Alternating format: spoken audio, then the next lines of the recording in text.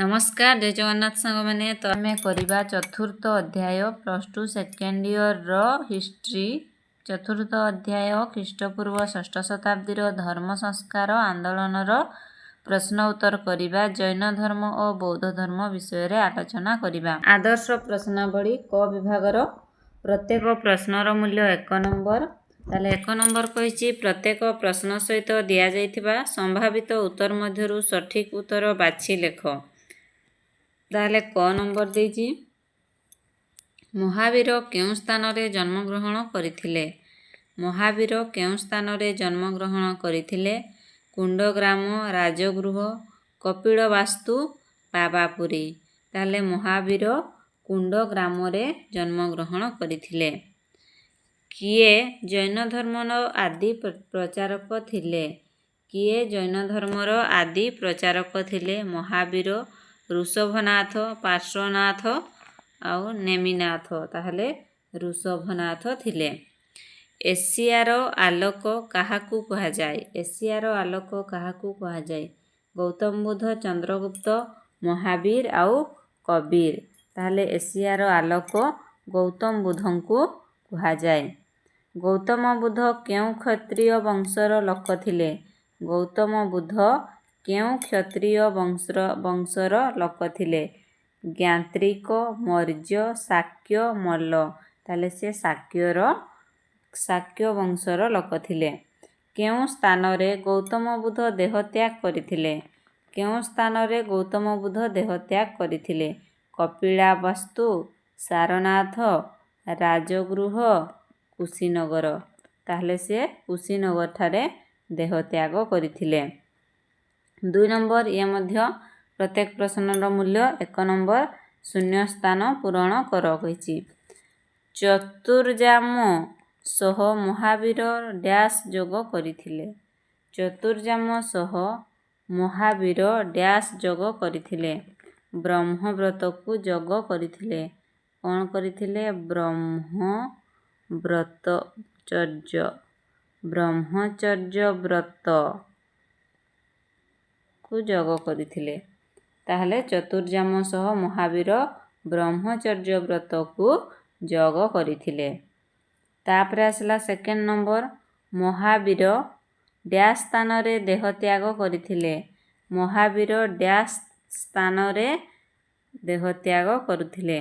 राजगृह निकटवर्ती पावापुरी रे। कोठी सिए?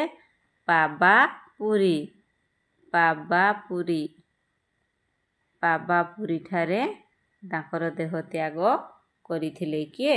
ना महावीर। 3 नंबर। गौतम बुद्ध डैश स्थान रे दिव्यज्ञान लाभ करिथिले। गौतम बुद्ध डैश स्थान रे दिव्यज्ञान लाभ करिथिले। बुद्धबेय। कोठारे सिए? बुद्धबेय स्थान रे सिए कौन करिथिले? तांकर ज्ञान लाभ करिथिले। तापरे बाहुबलींको मूर्ति डैश स्थान रे अछि। बाहुबलींको मूर्ति डैश स्थान रे अछि। कर्नाटकर श्रवण बेलागुला रे अछि। कोठी? ना कर्नाटकर श्रवण बेलगुलार ठारे अछि। ताहले गौतम बुद्ध डैश स्थान रे प्रथमे धर्म प्रचार करिथिले। गौतम बुद्ध कोठी धर्म प्रचार करथिले? अयोध्या, कपिलवास्तु, काशी जोटा हेले गोटे लिखि परबो।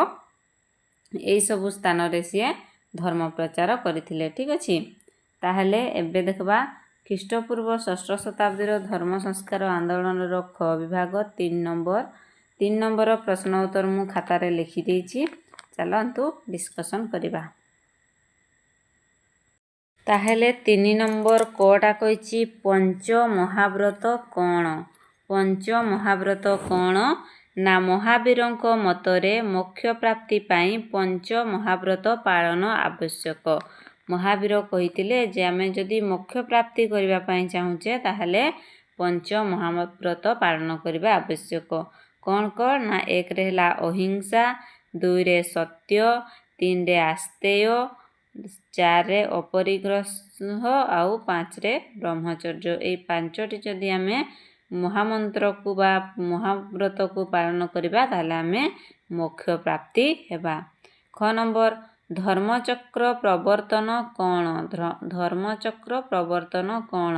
ନା ନିରଞ୍ଜନା ନଦୀ ସନ୍ନିକଟ ଉରୁଦଳଠାରେ ତପସ୍ୟାରେ ମଗ୍ନ ଥିବା ଅବସ୍ଥାରେ ଗୌତମ ବୁଦ୍ଧ ଦିବ୍ୟଜ୍ଞାନ ଲାଭ କରିଥିଲେ, ଅର୍ଥାତ୍ ସତ୍ୟର ସନ୍ଧାନ ପାଇଥିଲେ।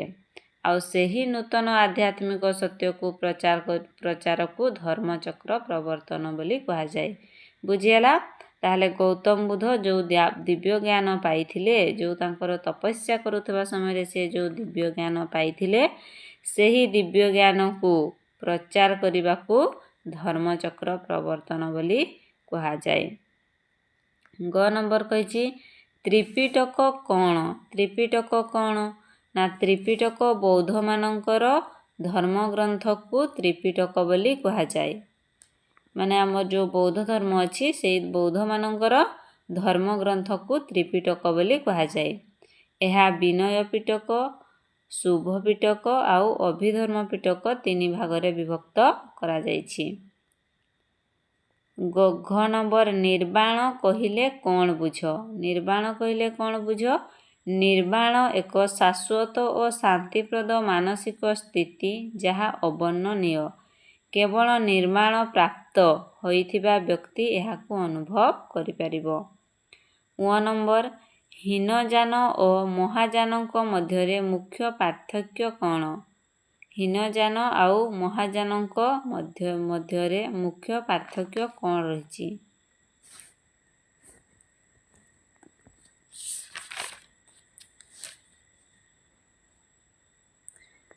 ତାହେଲେ ବୌଦ୍ଧ ଧର୍ମ ହୀନଯାନ ଓ ମହାଯାନର ବୋଲି 2 ମୁଖ୍ୟ ଗୋଷ୍ଠୀରେ ପରିଣତ ହୋଇଯାଇଥିଲା।